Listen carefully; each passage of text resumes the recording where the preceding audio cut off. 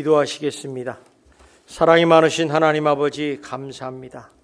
하나님께서 저희들을 사랑하셔서 이렇게 거룩한 주일날 거룩한 백성들 거룩한 자에 모여 신령과 진정으로 예배드리는 가운데 귀한 말씀을 주심을 감사를 드립니다.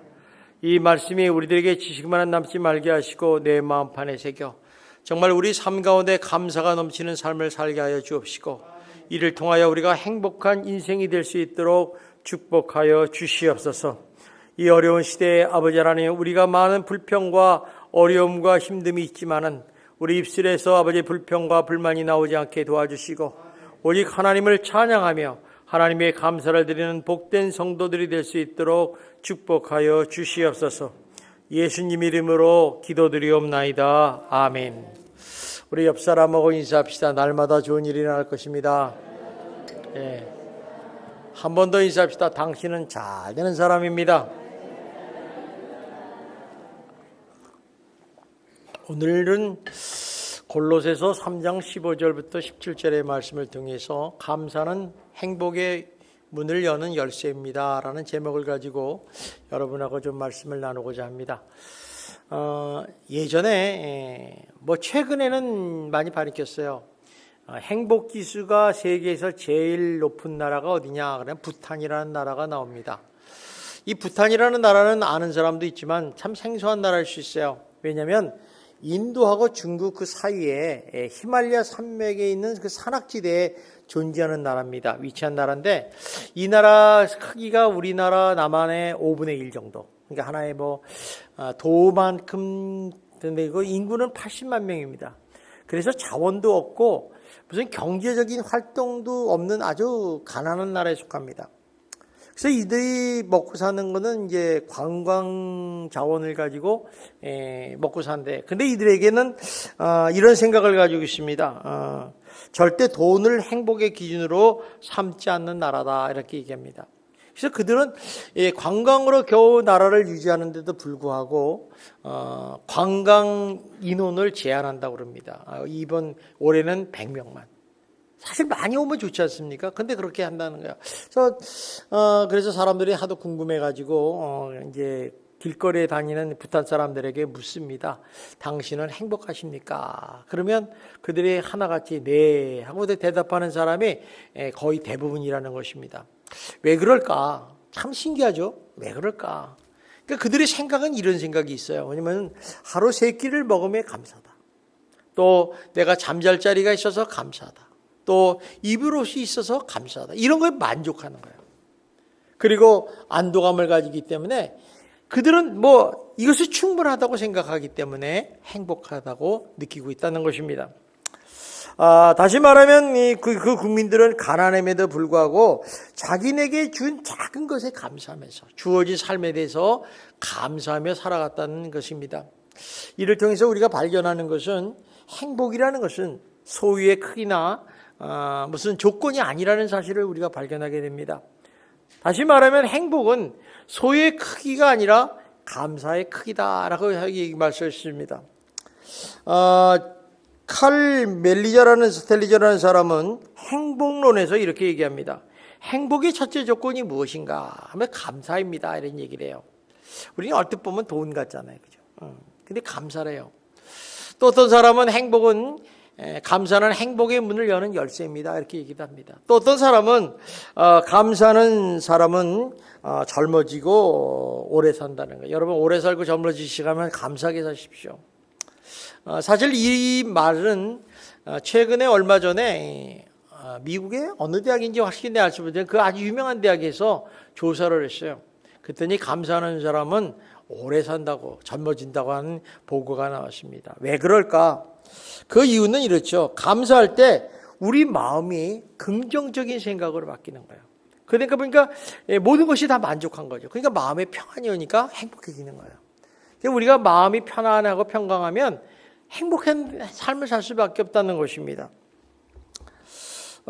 그래서 우리가 반대로 불평, 불만, 원망, 걱정, 근심하면서 감사하지 않는 삶은 어떻게 보면 굉장히 불행한 삶을 살게 되고 또 건강도 해치게 되고 또 빨리 늙는다는 것입니다. 따라서 우리 감사하는 마음을 가지고 살면 제일 중요한 게 뭐냐면 내 욕심이 사라진다는 거예요. 그렇지 않겠어요? 우리 주어진 환경 작은 것에도 감사하는데 무슨 욕심이 생기겠어요? 그러니까 욕심이 사라지다 보니까 그냥 만족하고 안도감도 느끼고 하니까 마음의 평강도 오고 감사가 넘치게 된다는 것입니다. 그래서 우리가 감사가 진정으로 감사할 때 행복이 넘쳐나는 거예요. 그리고 감사를 많이 하면 할수록 우리가에게는 좋은 일이 자꾸 일어난다는 거죠. 그래서 우리가 감사하면 자꾸 감사할 일만 생기는 거예요. 자꾸 감사할 일만. 여러분 불평하면요 자꾸 불평할 일만 생기는 거예요. 그러므로 우리가 항상 모든 일에 하나님께 감사하시고 또 여러분의 가정과 이웃들에게 감사를 살면서 행복한 인생을 사시기를 주님의 이름으로 축원합니다. 자, 오늘 본문 말씀을 보면 각 절마다 감사라 말씀하고 있어요. 15절, 16절, 17절에 보면 하반절에 보면 감사하는 자가 되라. 또 감사하는 마음으로 하나님을 찬양하라. 또 그 이름을 아버지 하나님께 감사하라 이런 얘기를 하죠. 여기에 감사라는 얘기는 명령어예요. 명령어. 감사하라. 감사했으면 좋겠다가 아니라 감사하라. 그러니까 감사는 어떻게 보면 우리가 해도 되고 안 해도 되는 게 아닌 옵션이 아니라 필수다는 거예요. 필수. 왜 그러냐면 하나님께서 이 세상을 창조하실 때 인간을 만드셨잖아요. 인간을 만드시고 행복하게 살기를 원하셨어요. 그래서 창세기 1장 28절에 보면 너희는 잘 먹고 잘 살아라 그랬어요. 정복하고 다스리고 너희는 잘 생육번성하라. 그래서 너희. 그러니까 우리가 감사를 하면 하나님의 그 원리가 뭐냐면 행복이 불러온다는 거예요. 불러온다. 감사하면. 그래서 우리 누구나 감사하게 살고 행복하게 살고 있지 않습니까? 그런데 많은 사람들은 쓸데없는 일에 집중하고 있어요. 그러니까 행복하지를 못하는 거예요. 그래서 우리가 이 감사하면 참 행복한 인생을 살 수가 있다는 것입니다. 그래서 이 데살로니가전서 5장 18절에도 이렇게 말씀하고 있습니다. 우리 한번 같이 읽어보겠습니다. 시작. 사에 감사하라. 이는 그리스도 예수 안에서 너희를 향한 하나님의 뜻이다. 자, 하나님의 뜻이라는 거예요. 너희를 향한 하나님의 뜻. 이렇게 감사하게 살면 너희가 하나님의 뜻이 뭐 행복하게 사는 거잖아요. 그러니까 하나님을 행복해 주려고 애쓰시는 분이에요. 그러니까 범사에 감사. 근데 이걸 모르고 어떻게 범사에 감사할 수 있느냐 이렇게 얘기를 하죠. 그런데 하나님은 감사하라. 힘들어도 감사하고 좋아도 감사하고 전처도 감사하라는 거예요. 그러면 너가 항상 행복해진다 이런 얘기죠. 또 에베소서 5장 20절도 한번 보겠습니다. 시작. 범사에 우리 주 예수 그리스도의 이름으로 항상 아버지께 하나님께 감사하지 살라 그랬죠. 그죠? 항상 아버지 하나님께 감사하면서 살아라. 항상 범사에 감사해 살아라. 이러면 너희가 행복해진다는 것입니다. 그런데 문제는 이 감사 생활이 그냥 저절로 되는 게 아니에요. 거저되는 게 아니에요. 우리가 감사할 수 있어도 감사를 못해요. 어떤 사람은 감사에 굉장히 인색하지 않습니까? 그러면 우리 성도들이 이렇게 감사 생활을 하기 위해서 갖춰야 될 필요가 뭔가? 무엇이 필요한가? 뭐 여러 가지가 있지만 크게 두 가지로 나눌 수 있어요. 하나는 하나님에 대한 믿음이 있어야 된다. 왜냐하면 감사는요 믿음의 표현이기 때문에 그렇습니다. 그래서 믿음이 있어야지 그 사람에게서 하나님에 대한 감사, 진정한 감사가 나오는 거예요. 믿음이 없으면 감사가 나올 수가 없습니다. 왜 어떤 사람들은 일반적으로 환경이나 조건이 좋기만 하면 감사할 수 있는 거로 생각해요. 근데 사실 우리가 보면요 그렇지 않아요. 아무리 좋은 환경과 조건을 주어도요 감사하지 않는 사람이 참으로 많습니다. 우리 한번 생각해 보십시오. 우리가 인생을 가만히 주변을 돌아보면 정말 감사하지 못하는 것들이 많다는 것입니다. 그래서 일반적으로 우리 환경이나 조건이 좋아도 불평, 불만하는 사람이 우리 주변에 종종 있다는 사실을 발견합니다. 그래서 똑같은 조건과 똑같은 환경을 줘도 믿음의 유무에 따라서 행복과 불행이 좌지우지한다는 것입니다. 어떤 두 가정에 똑같은 사과를 한 상자 보냈어요. 그러니까 뭐 사과가 똑같은 과수에서 나와서 똑같은 사과를 보냈죠. 근데 어떤 한 집은 정말 처음부터 마지막 순간까지 먹을 때까지 며칠을 먹었는지 모르지만은 감사하면서 먹더라는 거예요. 근데 또 어떤 집은 그냥 먹으면서 계속 불평불만이 되는 거예요. 그래서 너무 이상해서 왜 이럴까 해서 조사를 해봤다는 거예요. 그러니까 이 감사하면서 먹는 이 가정을 조사해 보니까 그 가정에 하나님에 대한 믿음이 있었다는 거죠. 무슨 믿음이냐? 이런 믿음이에요. 하나님은 오늘 내게 최상의 좋은 것을 주시는 하나님이다. 이 사실을 믿었어요. 그래서 오늘 내게 주신 것 중에 최고로 좋은 거를 골라 먹는 거예요.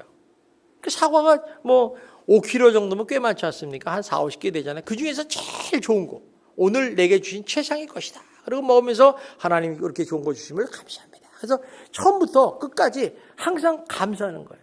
감사하면서 먹었다는 거예요. 그런데 이 한 집은 감사하지 못하고 불평불만하게 먹은 이 집은 어떠냐면 그 사과를 줬는데 우리가 보면 사과가 썩은 것도 있을 거 아니에요. 흠집에서 썩어지고 물러지는 것도 있을 거 아닙니까? 그러니까 좋은 것은 나중에 먹고 좀 상한 걸 빨리 먹자. 그래서 상한 것부터 먹기 시작한 거예요. 근데 이 사람 먹기 시작하니까 그 다음날도 그렇게 있고 그 다음날도 그러다 보니까 매일같이 나쁜 것만 골라서 먹는 거예요. 그러면서 불평불만, 왜 사과가 이렇게 썩었냐, 무르냐 일어나는 겁니다. 여러분, 우리가 어떤 믿음을 가지고 사느냐가 굉장히 중요하다는 것이죠. 하나님은요, 항상 하나님의 백성들에게, 성도들에게 오늘 최선의 것, 가장 좋은 것을 주시는 하나님을 믿으셔야 됩니다. 이런 믿음을 가지고 긍정적으로 살면 날마다 감사하는 삶을 살 수 있어요. 여러분, 오늘 하루를 여러분 주는데 하나님이 최상의 시간을 주지 않았습니까? 오늘을 정말 하나님 앞에서 감사하며 사세요. 뭐 그냥 오늘을 왜 이렇게 날씨가 흐려, 오늘 왜 이렇게 좋아, 오늘 왜 이렇게 더워, 이렇게 불평하지 말고 이것도 하나님의 은혜다, 감사합니다. 이렇게 살다 보면 내 삶이 풍성해집니다. 그리고 행복해지는 거예요. 그래서 하루를 최선을 다해서 사는 게 중요합니다. 이 차이점이 바로 하나님에 대한 믿음의 차이라는 것입니다. 또 하나는 은혜가 있어야 돼요. 하나님의 은혜가 있어야 돼요. 그래서 우리가 은혜를 사모하라 얘기합니다. 우리가 어떤 때는 은혜를 충만할 때가 있어요. 그런데 사람이 세상에 휘둘리고 사단의 유혹에 빠지다 보면 은혜를 다 잊어버려요. 그래서 은혜를 잊어버리게 되면요, 하나님의 은혜에 대한 깨달음이 잊어버려요. 깨달음을 잃어버린다는 거예요. 그러니까 늘 하나님의 깨달음을 가지고 살아가야 된다는 것이죠. 가시곡이라는 책이 있는데 거기에는 무슨 말씀이 있느냐면 이런 말씀이 있어요. 오늘은 어제 죽어간 사람이 그토록 살고 싶어 했던 내일입니다. 그랬어요. 여러분, 오늘 죽는 사람이 내일 하루만 더 살았으면 좋겠다는 그 내일이 바로 오늘이라는 거예요. 그러니까 이 말은 뭐냐면 그만큼 오늘이라는 날이 얼마나 우리에게 소중하고 귀한 시간. 이 오늘이라는 시간은요, 앞으로 영원히 여러분에게 오지 않습니다. 우리는 내일을 바라보고 살지만 내일 무슨 일이 생길지 알아요? 코로나 걸려서 또 병원에 갈는지, 또 타서 교통사고가 날는지, 또 혈압이 올라가서 병원에 갈는지 아무도 모르는 거예요. 오늘을 감사하면서 살아야 돼. 감사하면서. 오늘이 내게 주신 최고의 날이다. 응? 그러니까 감사가 넘칠 수밖에 없죠. 그래서 오늘 이 하루를 정말 출생해서 가만히 생각해 보면요, 여러분, 어떤 환경에서 하나님께서 이렇게 우리에게 오늘이라는 날을 줬다는 거예요. 그러니까 오늘 이 순간에서 줬다는 것은 우리에게 생명을 주셨다는 거 아니겠습니까? 그러니까 별것도 아닌 것 같고, 또 내게 그것이 남보다 더 못한 것도 같고, 또 때로는 스트레스도 받고 짜증나는 일이 있을지라도 하나님이 지금 나에게 건강을 주시고 살아있게 한다. 또 그리고 나를 인도하시고 지켜주신다는 것 그 자체를 깨닫게 되면 지금 살아있는 그 자체가 하나님의 은혜요, 감사라는 것입니다. 정말 그렇지 않아요? 오늘 하루를 내가 정말 이렇게 걸어다니는 거 얼마나 감사해요. 그런데 요즘 많은 사람들은 이런 은혜를 그냥 당연하다고 생각을 하는 거예요. 그렇지 그럴 수 있지 나는 항상 이래 이렇게 생각하니까 감사를 잊어버린다는 것입니다. 한번 조용히 생각해 보세요. 우리가 아프지 않고 건강하게 산다는 것 행복한 일이에요. 정말. 여러분, 몸이 아프다는 거는요, 당해보지 않은 사람은 몰라요. 여러분, 예를 들면요, 무릎이 아프신 분들이 있어요. 닳아서. 그 사람은 계단이 올라가고 내려가는 게 진짜 고통스러운 일이에요. 근데 그걸 모른단 말이에요. 그게 당연히 뭐 기도 올라가고 내려가고 그거 왜 몰라? 왜 못 올라가? 저렇게 쩡쩡 거려 어정어정 걸어 이렇게 생각한다. 근데 우리가 아프지 않고 건강하다는 건 정말 행복이고 축복이에요. 또 우리에게 부모님이 살아있다는 건 얼마나 행복하고 축복인지 몰라요. 부모님은요 항상 우리를 사랑하시고 우리에게 잘해주는 거예요. 부모님이에요. 근데 그 부모님이 하나도 없어. 그럼 여러분 다 고아입니다. 그러니까 자녀들이 아무리 잘났다고 큰소리 빵빵해도 부모가 있으면 그래도 든든한 거예요. 또 우리가 주변에 가만히 보면 자녀들과 가족들이 그렇게 한자리에 모여서 식사를 한다. 얼마나 행복한 일이에요. 또 어떤 사람은 일이 있어서 행복한 거죠. 일이. 여러분 참 일 없이 노는 거 진짜 힘듭니다. 일 없이. 어떤 때는 나 아무것도 안 하고 그냥 하루 종일 자고 싶다. 자보세요 한번. 24시간만 자면요 허리가 아파서 못 일어요. 그냥 일한다는 게 행복한 거예요. 시간도 빨리 가고 얼마나 좋아요. 정말 좋은 일 하면 더 좋겠죠. 또 우리가 여러 가지 또 그거 외에도 많지 않습니까? 우리 또 교회에 오늘도 나와서 이렇게 예배를 드리고 하나님을 찬양할 수 있다는 거 얼마나 감사한지 몰라요. 이거를 감사를 느끼는 사람이 있고 못 느끼는 사람이 있다는 거죠. 또 뭐 좀 더 영적으로 얘기하면 우리가 예수를 믿어서 구원받은 은혜. 참 그게 기가 막히죠. 이 구원받은 은혜를 깨닫는 것은 축복이에요. 아무나 주는 게 아니에요. 이 구원을 받았다는 얘기는 우리가 예수를 믿어서 내가 믿어서 구원받았지 그거는요 교만이 하늘로 올라간 사람이에요. 하나님이 우리를 특별히 사랑하셔서 우리를 택하시고 부르셨기 때문에 우리가 아멘에서 믿음으로 구원받은 거예요. 그러니까 동시에 하나님의 자녀가 되는 은혜를 딱 베푸시잖아요. 여러분 어떻게 여러분이 하나님의 은혜가 자녀가 될 수 있어요? 이거 엄청난 거예요. 여러분 신분이 변한 거예요. 거기다가 천국 시민권까지 주셨죠. 또 영생을 허락하셨죠. 정말 이런 거는 우리가 돈 주고도 못 사. 너무 소중하고 귀한 건 아닙니까? 다 하나님의 은혜의 선물인 거예요. 그런데 그걸 거저 줬어요. 거저. 여러분이 예수를 믿는 그 순간에 그냥 다 줘버린 거예요. 그러니까 우리는 너무 쉽게 받으니까 야 이건 뭐 그냥 예수 믿는 거 쉽네 이렇게 생각하지만 여러분 한번 하나님이 좀 짓궂으셔서 너 에베레스트 산 꼭대기 올라가 태극기 3번만 거기다 세우면 내가 구원시켜 줄게. 여러분 하겠어요? 죽어도 못해요. 에베레스트 하나 올라가다가 다 죽어요. 그런데 너무 쉽게 받으니까 은혜인지는 몰라요. 은혜의 선물인지 모른다는 거죠. 그래서 이 모든 것을 하나님이 은혜로 주셨다는 이 베푸신 은혜라고 깨닫게 된다면 뭐 당연하게 절로 감사가 넘치는 거예요. 그래서 우리가 은혜 받은 사람들 보면요. 하나님이 나를 이렇게 구원해 주시고 하나님의 은혜 가운데 자녀가 되심을 감사합니다 하면서 눈물 줄줄 흘리는 사람이 있어요.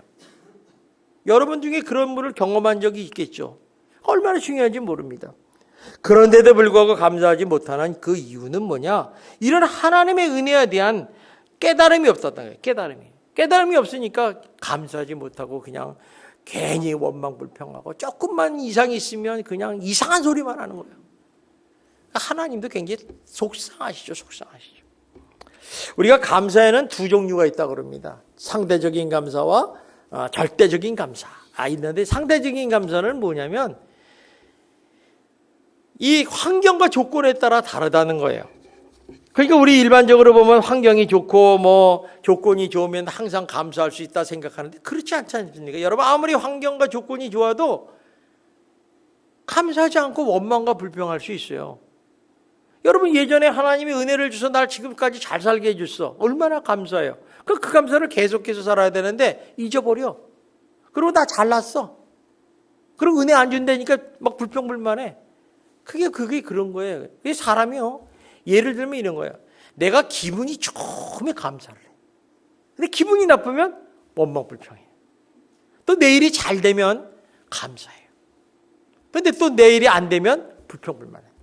또 내일이 내 뜻대로 되면 감사해요. 내 뜻대로 안 되면 불평불만하는 거예요. 그러나 하나님은 우리의 발걸음을 인도하시는 분이에요. 하나님이 광야로 갈 때도 있고 우리를 사망하며 골짜기를 갈 때도 있고 가더라도 하나님의 궁극적인 목표는 우리에게 행복을 주기 위해서 끌고 가신다는 거예요. 그게 얼마나 감사해. 광야를 가면서도 감사하고, 골짜기에 사망이 없지만 골짜기도 감사하는 거예요. 왜? 하나님이 나와 함께 하시니까. 그게 감사가 넘치는 거예요. 뭐 불평불만이 많습니까? 불평불만이. 참 이런 걸 보면 우리 인간이 참 안타깝죠. 그래서 우리가 이렇게 사람이 이렇게 감사를 하고 이렇게 하는데, 어떤 사람은 이래요. 감사를 자기 때로 안 되니까 왜 그럴까 가만히 보니까 두 가지예요. 하나는 자기 욕심 때문에 그래.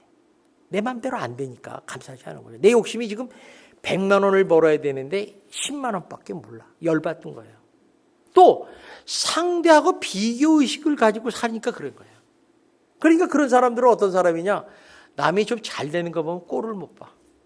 막 미웃고 시기하고 질투가 생겨요. 여러분이 나 학교 다닐 때 그런 거 봤잖아요. 저놈은 맨날 100점이야. 1등만 해. 좀 그렇잖아요. 그죠? 저놈은 잠도 안 자나? 이렇게 얘기를 해요. 그러니까 다시 말하면 사람의 욕심을 가지고 다른 사람과 비교하기 때문에 감사하지 못하는 거죠. 여러분, 정말 여러분 행복하게 살려면요, 절대로 비교의식을 가지고 살지 않기를 주님의 이름으로 부탁드리겠습니다. 자, 두 번째는 절대적인 감사가 있어요. 이거는 환경과 조건은 아무 상관없어요. 왜 그러냐면 어떤 환경, 어떤 조건이 오더라도 하나님의 은혜와 사랑을 알기 때문에 감사할 수 있어요.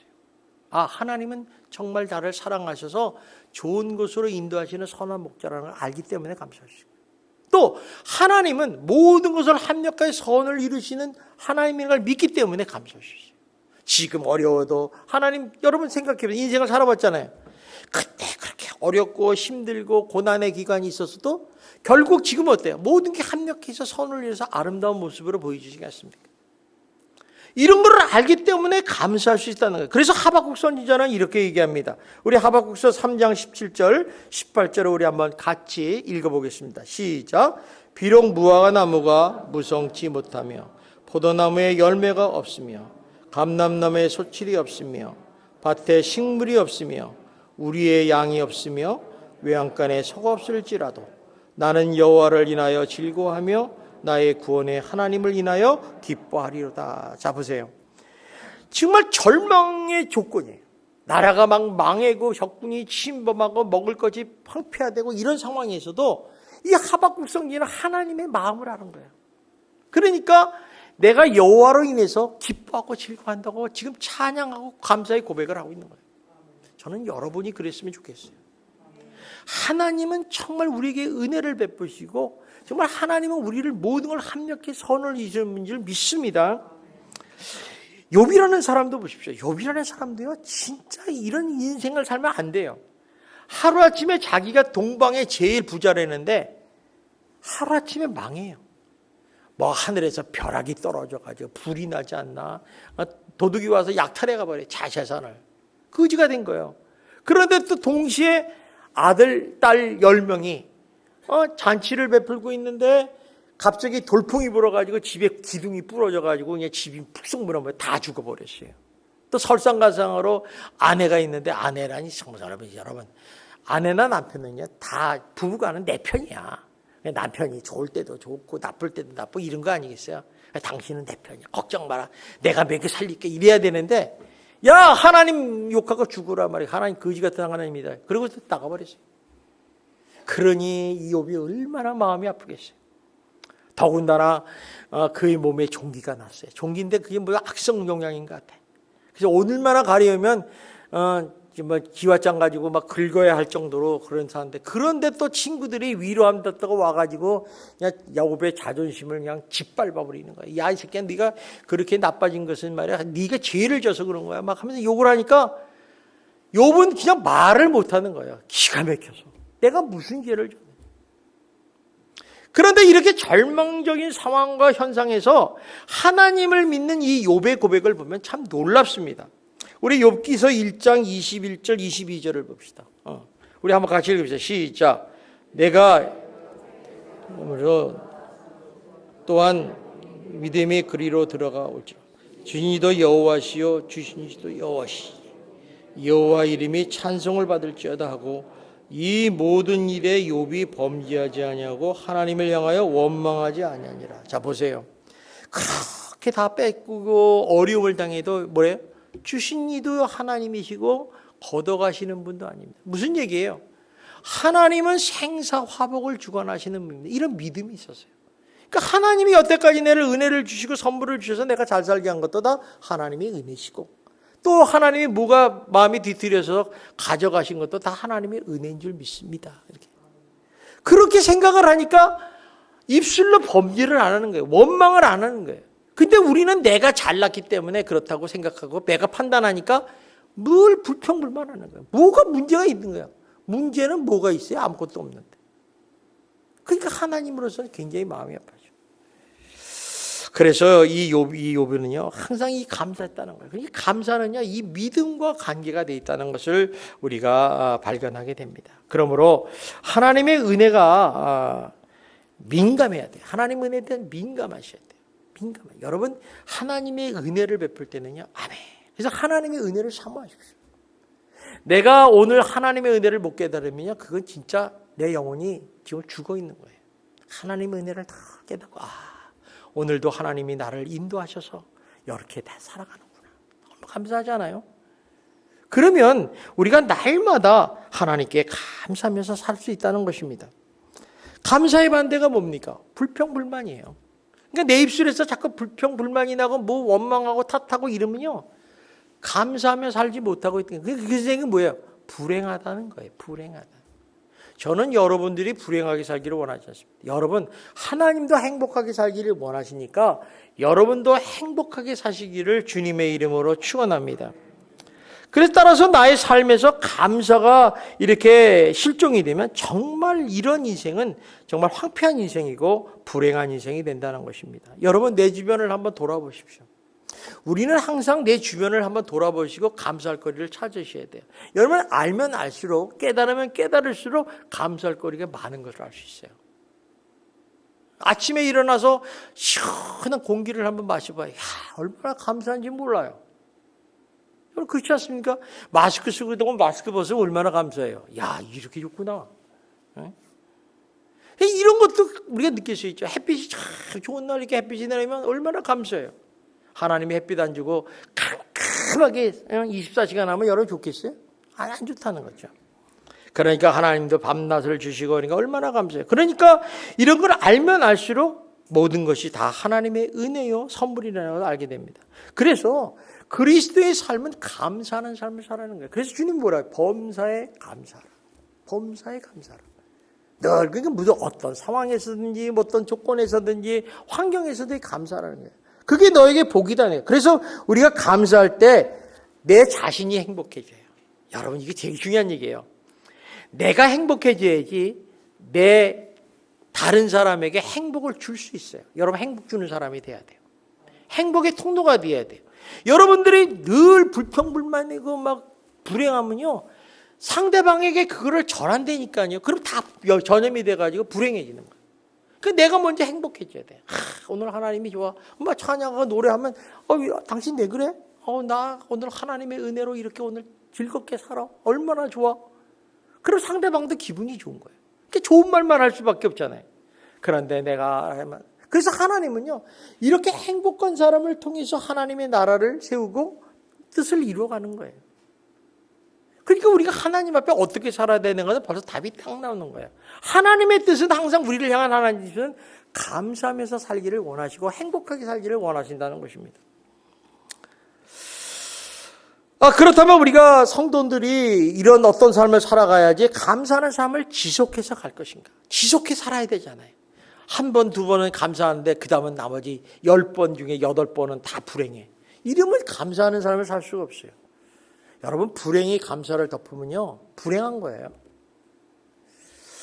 자 그러면 어떻게 해야 되느냐. 오늘 15절에 보니까 말씀입니다. 우리 한번 읽어봅시다. 시작.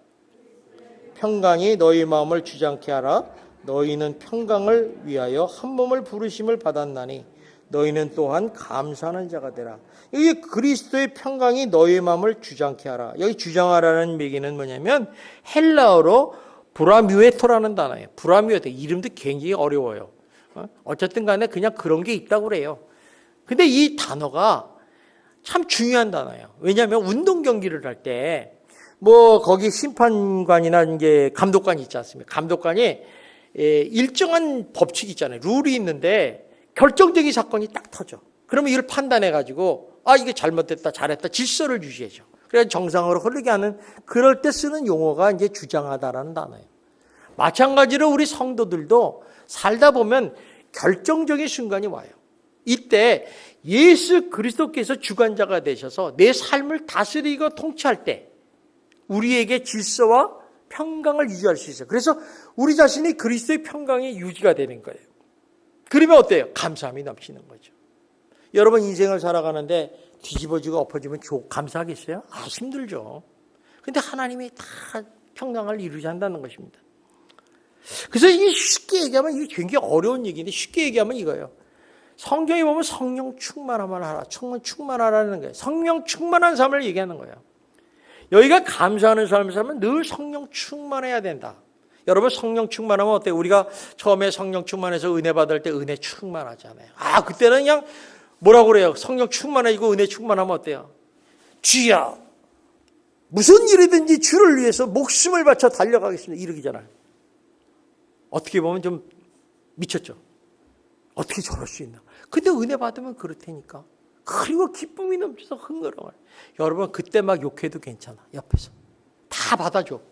그거 뭐 문제가 되냐. 근데 은혜가 떨어지면요, 그게 이제 문제가 생기는 거예요. 그래서 은혜가 충만하고 기쁨이 충만하면 어때요? 감사가 충만해져요. 그러니까 입에서 막 찬송이 나오고 찬양이 나오고 할렐루야 할렐루야 막 찬송 부를 때도 막 눈물을 쭉 흘리면서 주님 감사합니다 막 그렇게 드리는 거예요. 아무나 그렇게 되는 게 아니라는 거죠. 그래서 우리가 이게 감사는요 항상 하나님의 평강과 불가분한 관계를 가지고 있다는 것입니다. 자, 두 번째는 뭐냐면 여기 16절입니다. 우리 한번 읽어보시죠. 시작. 너희 말씀이 너희 삶에 풍성히 거하여 모든 지혜로 기차 가르치며 권면하며 시와 찬송과 신령한 노래를 부르며 감사하는 마음으로 하나님을 찬양하라. 자, 보세요. 그리스도의 말씀이 너희 속에 풍성히 거하면 너희는 하나님을 찬양하면서 살아갈 수 있다. 감사하면서 살아갈 수 있다는 얘기예요. 그게 그리스도의 말씀이 풍성히 여긴다는 건 우리 온몸에 가득 차면 그러니까 말씀이 우리를 삶을 지배하면 우리 지식과 노력과 경험과 이런 게 지배하는 게 아니라 하나님 말씀이 지배를 해요. 그래서 우리가 성경을 보라, 읽어라 하는 얘기가 그거예요. 읽어보고 또 읽어보면 1독 읽을 때 다르고 2독 읽을 때 다르고 3독 읽을 때 다르고 4독 읽을 때 다르지 않습니까? 그때 깨닫는 게 있어. 다 깨닫지 못하지만 깨닫는 게 있어. 그때 보면 이런 말씀을 주셨구나. 내가 몰랐구나. 그렇게 살아야지. 이렇게 생각이 되는 거예요. 이제 그렇게 되면 어떻게 되느냐? 하나님의 이런 말씀이 우리에게 가득 차면 성도들이 영적으로 풍성해져요. 여러분 성도가요 영적으로 가난한 사람이 많습니다. 왜? 말씀이 안에 풍성이 거하지 않았기 때문에 가난하게 살아요. 여러분 일주일에 목사님 말씀 한 번 듣는다고 풍성해집니까? 안 그렇습니다. 목사님 말씀은요 그 주간의 맥이에요. 맥. 그럼 그 말씀 가지고 계속 묵상해서 살면 풍성해지는데 그 말씀을 가지고 안 살아요. 또 이렇게 하나님의 말씀이 풍성해지면요 하나님의 은혜를 깨닫게 돼요. 그래서 성도들이 하나님의 은혜를 감사함으로 나가야 됩니다. 그래서 이 감사가 예배로 승화가 되는 거예요. 그래서 이 예배를 통해서 어때요? 시와 찬미와 노래를 부르는 자가 되는, 찬양하는 사람이 된다는 거예요. 그게 바로 예배 아닙니까? 그래서 우리 하나님의 말씀이 내 속에 풍성히 거하게 되면 감사가 나오는 거죠. 그래서 하나님 앞에 감사하는 마음으로 기도하면요, 그게 감사 기도예요. 하나님 앞에 감사한 마음으로 드리는 물질이 감사헌금이에요. 하나님에게 감사해서 노래 부르는 게 찬송이고 찬양인 거예요. 그러니까 우리가 중요한 거는요, 하나님 앞에 어떤 마음과 믿음을 가지고 드리느냐, 이게 중요한 거예요. 똑같은 노래를 부르고 똑같은 찬송가를 부르고 이게 다르다는 거예요. 그러니까 하나님이 얼마나 우리를 잘 아시겠어요. 야, 이놈이 지금 감사하는 마음이 없네. 억지로 부르네. 그러니까 억지로 부르는 사람은 어때? 찬송을 부르다. 내게 있는 이렇게 부르잖아요. 감사하지 않으니까. 그런데 감사하는 내게 큰 소리 부르잖아요. 벌써 달라요, 자세가. 우리 감사하는 사람이 다릅니다. 수도원과 감옥이라는 곳은 저는 가보지 않아서 감옥은 한번 가본 적이 있는데 이 수도원과 감옥을 가면 공통점이 있어요. 그건 뭐냐면 이 격리되어 있다는 거예요. 격리돼. 그리고 함부로 자유롭게 움직이지 못한다고 그래요. 그런데 이 차이점이 뭐냐면 수도원은요 하나님의 말씀이 있다는 거예요. 그 안에. 그러다 보니까 찬송과 감사가 넘치는 곳이에요. 그래서 그곳을 천국과 같다 이런 얘기를 해요. 아무리 격리가 됐어도. 그런데 감옥이라는 것은 하나님의 말씀이 없어요. 그러니까 당연히 감사가 없죠. 그리고 그 안에는 뭐가 있어요? 불평, 원망, 후회, 탓. 그러니까 그곳이 어때요? 그곳에 있으면 지옥과 같은 거예요. 마찬가지로 우리도 똑같은 삶을 살면서 이렇게 원망, 불평, 탓하고 살면요. 그곳이 지옥이라는 거예요. 근데 여러분 절대 지옥에 살지 마세요. 지옥이 죽어서 가만 지옥입니까?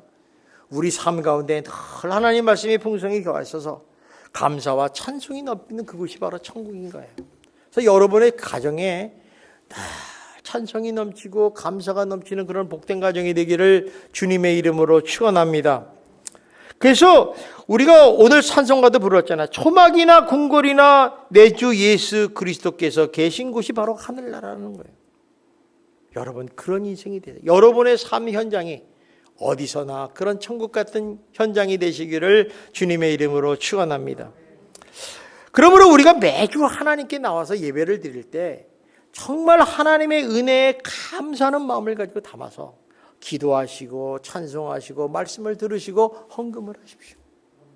그러면 하나님이 기뻐 받으시는 거예요. 하나님은요 우리들의 중심을 보시는 분 아니에요. 다른 사람은 몰라도 우리는 알아요. 하나님은 아신다는 거예요. 그러니까 하나님이 그 예배를 흠양하시느냐 안 하느냐가 하나님이 달린 거죠. 우리는 속에 가서 거룩하게 하나님께 예배를 드리고 있어. 그러지만 하나님은 네 예배 안 들어. 그러니까 가인과 아벨의 예배가 바로 그런 거예요. 세 번째는 뭐냐? 어떤 삶을 살아면 기적적으로 하느냐? 우리 17절 봅시다. 시작. 또 무엇을 하든지 말에나 일에나 주 예수 이름으로 하고 그를 힘입어 하나님 아버지께 감사라. 자, 여기 무엇을 하든지 이 얘기는 뭐냐면 우리 모든 삶의 인간관계에서 사실이요 세상을 살아가는데 이 인간관계가 굉장히 어렵습니다. 아무리 선한 사람도요 인간관계가 뒤틀어질 수 있고 불평불만할 수 있어요. 끝까지 처음부터 좋아진 사람은 없습니다. 여러분 부부관계도 그렇잖아요. 그런데 이런 하나님께서 그러는 거예요. 감사하는 삶을 살려면 이런 모든 관계 속에서 무엇을 하든지 무슨 말을 하든지 일을 하든지 행동을 하든지 예수 이름으로 하는 거예요. 예수 이름으로 하는 게 뭐야? 예수님 앞에서 살아라는 거예요. 그러니까 여러분 예수님 앞에서 좋은 말만 해야지 나쁜 말 하면 되겠어요? 긍정적인 말만 해야죠. 내게 이런 지금 현황을 줘도 하나님 좋은 곳으로 주실 줄 믿습니다. 잘 될 줄 믿습니다.